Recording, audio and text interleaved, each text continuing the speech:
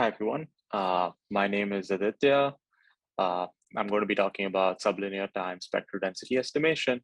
This is work I did with my collaborators, Chris Musco at NYU and Braverman at Johns Hopkins. So a basic problem in linear algebra is that you're given a symmetric n by n matrix A, which has eigenvalues lambda1 through lambda n. And for the sake of this talk, we're going to assume that these eigenvalues are bounded between -1 and 1. Then our goal is to obtain an approximation to these eigenvalues, or what we call the spectrum, in less than matrix multiplication time, or in particular, significantly less time than it takes to do a full eigendecomposition of the matrix A. So one possible approach for obtaining this approximation is simply to compute a small number of the largest magnitude eigenvalues of A. And we can do this using Lang-Shor's iteration, some other iterative methods, maybe something you're more familiar with, like the power method. And this can be done in n squared time if we want to obtain just a small number of eigenvalues. But the limitation with an approach like this is that it misses information about the interior of the spectrum. And in particular, we may want to capture information about the whole spectrum, the entire structure of the spectrum. So one possible goal is that if lambda represents the vector of eigenvalues, then eigenvalues of A, then we want to recover a list of approximate eigenvalues, lambda tilde, so that on average, the approximate eigenvalues are close to the true eigenvalues up to error epsilon. There has been a lot of work studying this kind of approximation to the spectrum, and many methods have been proposed to solve it. Lin, Saad, and Yang give an excellent excellent overview on a lot of these methods, like the one stated here. But the bottom line of all these methods is that they're all very similar, or sometimes even exactly equivalent. And until recently, there has not been much work giving theoretical guarantees for a lot of these methods. And most of the work has involved giving experimental results for specific applications. These methods are all based on repeated matrix vector multiplications with the matrix A, usually with random vectors. So in particular, they draw, say, T random vectors and compute the matrix multiplications with matrix vector multiplications with these random vectors, and obtain a spectral approximation to the spectrum using the resulting vectors. And if T is small, then this gives a linear time algorithm for obtaining an approximation to the spectrum. But what's not clear is how large T needs to be to obtain a certain approximation to the spectrum. One recent method, though, does give theoretical guarantees, and in particular, it completely avoids the n squared cost for matrix vector multiplications. And they give so Cohen, Steiner, Kong, Soller, and Valiant give this result for normalized adjacency matrices, assuming a certain sample access model to the graph. And the result they give is a exponential in 1 over epsilon time algorithm that returns a list of approximate eigenvalues that's on average close to, that's epsilon close on average to the true eigenvalues. What's interesting about this result is that it's completely independent of n. The running time is completely independent of n, but is not necessarily very practical because the dependence is exponential in 1 over epsilon. And so this begs the question, how do we compare this result by Cohen, Steiner et al. To existing algorithms for graph adjacency matrices? Can we develop entirely new techniques for these matrices? And this is going to be our umbrella question for this talk. And so Our goal for today is going to be threefold. Firstly, I'm going to define a natural objective for spectral density estimation problem based on approximating the spectrum in the Wasserstein-1 metric, or the Earth movers distance metric. And this metric has been used several times before for spectral density estimation and appears in the literature a lot. Then I'm going to go ahead and propose a new moment matching based algorithm that achieves an epsilon approximation in this Wasserstein-1 metric in n square over epsilon time, and in particular using 1 over epsilon matrix vector multiplications with the matrix A.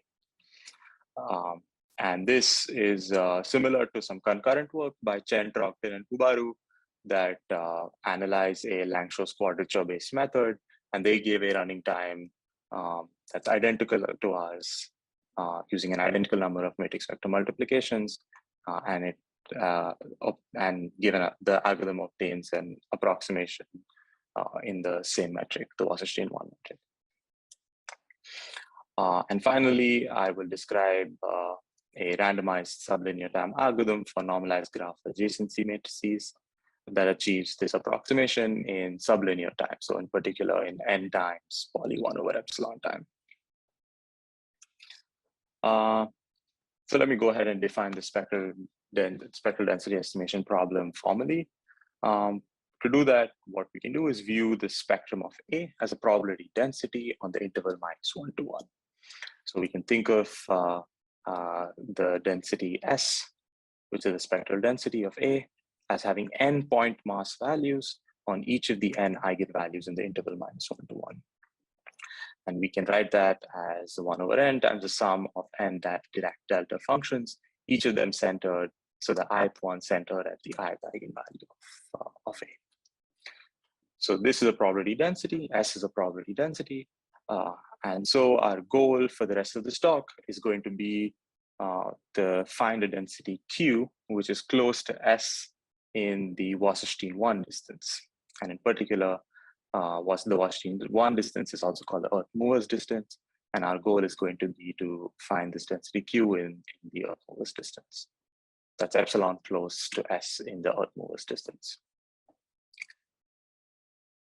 Okay, so how do we do this?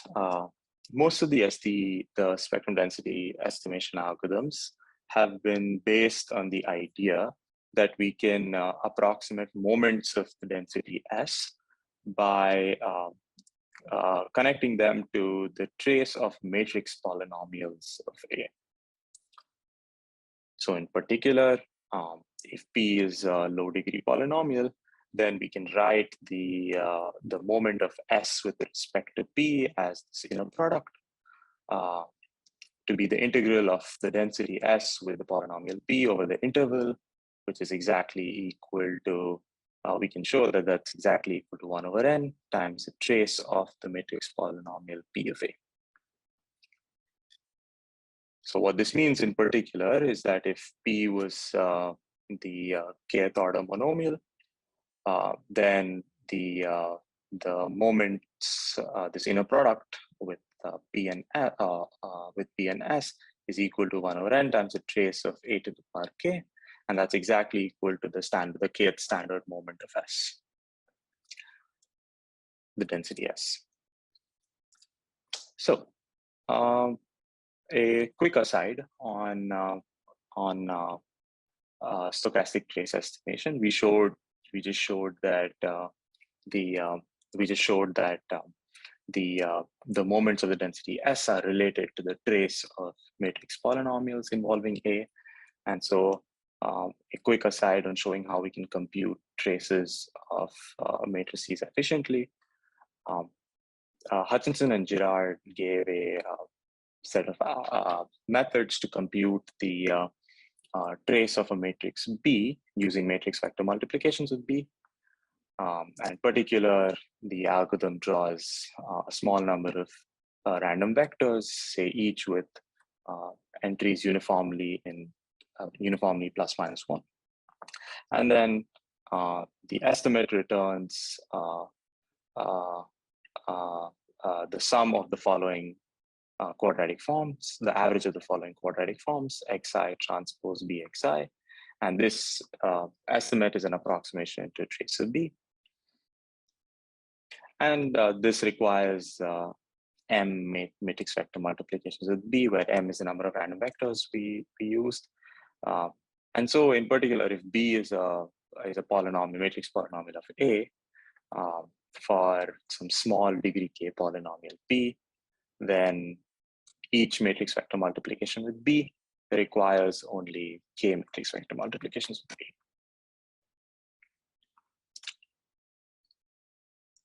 And an analysis, this estimate has been analyzed in the literature extensively. We can show that only 1 over epsilon squared random vectors are needed to obtain a good estimate to the trace of B. So what this, so hopefully that convinces you that we can estimate the trace of matrix polynomials of A efficiently. And in particular, if you want to compute the moment of S with respect to P, where P is a degree K polynomial, we only need a big O of K matrix vector multiplications with the matrix A. And so that sort of motivates us to use like a classical approach in statistics for density estimation, which is if you want to approximate the density S, we simply find a distribution that matches S on its first K standard moments. So we compute the trace for the first K order monomials, and then compute a distribution, find a distribution that matches those moments, those traces. So Kong and Valiant showed a result bounding the Wasserstein distance using the standard moments of two distribution. So in particular, for two distributions S and Q, if we're considering the first case moments, standard moments of S and Q, then you can show that the Wasserstein distance is at most something that's in a sum of two terms. The first term is 1 over K, and the second term depends on the sum of differences in the first time moments of S and Q. But this error term is scaled by a term that is exponential in K. So in particular, a bound like this, the issue with a bound like this is that it's a poorly conditioned bound.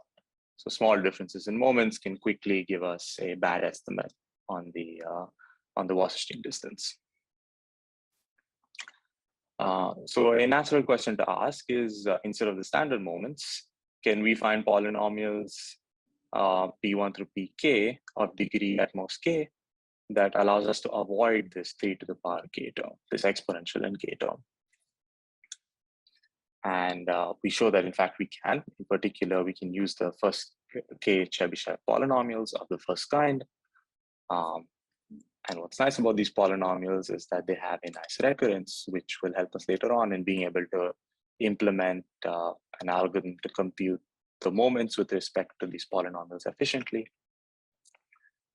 Our main lemma shows that for the distributions S and Q and the number of moments we're looking at K, we can show that in fact the Wasserstein distance between S and Q is at most 1 over K plus big O of 1 over K plus some constant times the sum of the errors in the Chebyshev moments of S and Q in this weighted sense. So the larger moments, the error contribution from the larger Chebyshev moments is smaller than the error contribution from the lower Chebyshev moments.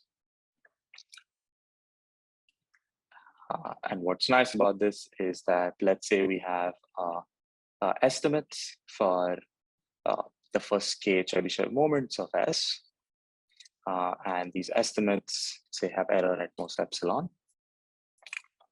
epsilon plus something that depends on some little of one term. Then a distribution Q with whose Chebyshev moments are close to the estimates in this weighted sense is also close in Wasserstein distance to S. So in particular, if K is equal to 1 over epsilon, and this weighted sum is at most epsilon, then the distribution Q is epsilon close in Wasserstein distance to S.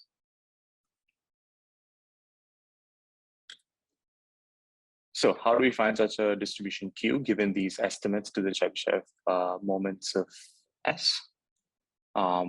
We simply solve a minimization problem. We simply try to minimize the Chebyshev. We try to find a distribution whose Chebyshev moments is as close to the estimates as possible in this weighted sense. And I won't go into the details of this, but we can solve this minimization problem efficiently.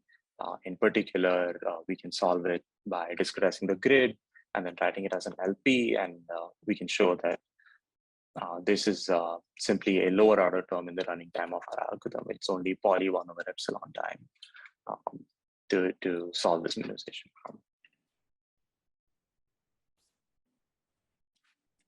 Right. So then all that's left for us to do is now to compute the approximation to the first k Chebyshev moments of S. And so that involves just computing the first k traces of the Chebyshev polynomials of A. And the goal is to compute them up to additive error epsilon. And we could run Hutchinson's estimator to estimate these traces. And recall that Hutchinson's estimator draws some number of random vectors where each entry is plus minus 1 uniformly at random, and then computes the following quadratic form given in this expression. And so for the ith Chebyshev moment of S, you simply compute this quadratic form, which, because the ith Chebyshev polynomial of A has degree at most I, has degree exactly I, just involves I matrix vector multiplications with the matrix A. And we can show that using the variance analysis of Hutchinson's estimator, that the number of random vectors we need is small, and in fact decays with n, is because the variance of the estimator decreases with n. And so in total, that gives us an algorithm to approximate the spectrum density up to epsilon and Wasserstein distance using 1 over epsilon matrix vector multiplication with A.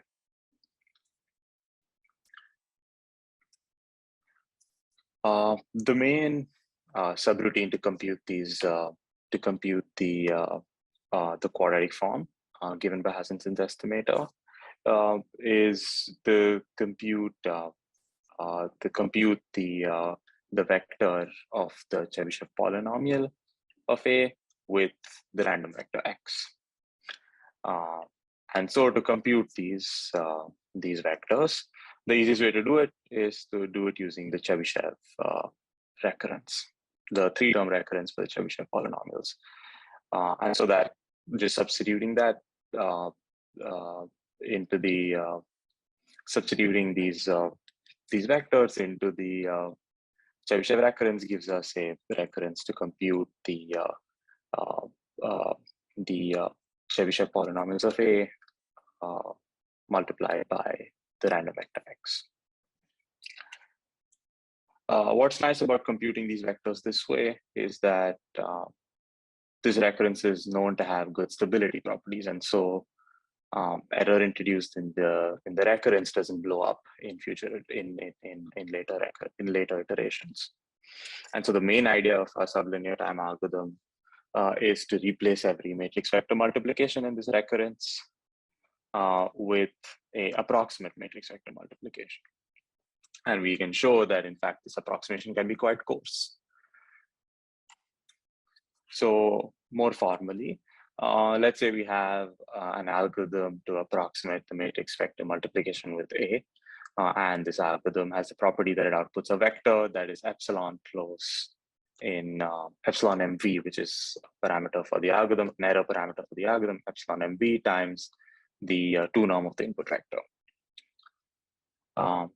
Then we can show that, or it's easy to see, in fact, that using this algorithm to compute say an approximation to a to the power k times x, the error introduced, the error builds linearly when we use this algorithm to compute an approximation to a to the power k times x. So in particular, the algorithm outputs a vector v that is close in 2 norm to the true vector up to error epsilon times something that depends on k. So it's linear in k times 2 norm of x. But let's say instead we use this algorithm to compute the Chebyshev polynomial a times random vector x. Then we can in fact show that based on an argument by Plenshaw that the error builds only quadratically. So in particular, it doesn't blow up. It's still polynomial in the degree k. So in particular, what we'll obtain is an approximation v to the random vector t to the vector tk of a times x. That's close in 2 norm up to error epsilon times k squared times the 2 norm of x. And because in our setting k is 1 over epsilon, approximately big O of 1 over epsilon, we only need to set the error in the matrix vector, the AMV algorithm, to be something that's polynomial in epsilon, in particular, or big O of epsilon cubed. And this hopefully convinces you that if we had this algorithm to if you had an algorithm to implement a approximate matrix vector multiplication algorithm for the matrix A, then we can in fact obtain a spectral density estimate, because the approximate matrix vector multiplication algorithm introduces small error in estimating the moments, and we can then recover a distribution Q using these estimates for the Chebyshev moments of A. Okay, and so coming to our result for adjacency matrices, all that's left to do is to implement a approximate matrix vector multiplication algorithm for normalized adjacency matrices. And so recall that for an undirected graph, the normalized adjacency matrix is simply the adjacency matrix A bar, left and right multiplied by d to the minus half, where d is the degree matrix. And the way we do this is based on a classic work by Krishnan and Mahoney for approximation matrix multiplication. All we do is sample columns proportional to some probability pi, and output the linear combination of the columns that we sampled, reweighted by the probability of sampling them. And with a slight sort of variation on the analysis by Rines et al., we can show that if we set the probability pi to be the 2 norm of the ith column over n, then the error, the resulting vector has error at most in 2 norm at most n square root of n over t times the vector, the 2 norm of the vector x, with probability at least 9/10. And so all we need to do is set t to be n over epsilon squared. So we only need to sample, we only need to repeat this process n over epsilon squared times, and we'll see what that translates to in the running time. In particular, remember that the norm of that column for an adjacency matrix, for the normalized adjacency matrix, is equal to this, is equal to the average of 1 over the degrees of the neighbors of a vertex. And so the expected number of non-zeros in the columns we sample using the algorithm we just mentioned is exactly equal to, with a simple calculation, you can show that it's exactly equal to t. And t, recall, as we said, is we set it to be n over epsilon mv squared, And so the AMV algorithm can be implemented in n over epsilon squared time, n over epsilon MV squared time. So this gives us a sublinear time algorithm to implement the sublinear time algorithm to implement an AMV algorithm for normalized adjacency matrices, and combining that with Hutchinson's estimator to estimate the Chebyshev moments of A, along with the algorithm to recover a density given estimates of the Chebyshev moments, gives us a n times poly 1 over epsilon time algorithm to obtain an epsilon approximate solution to the spectral density.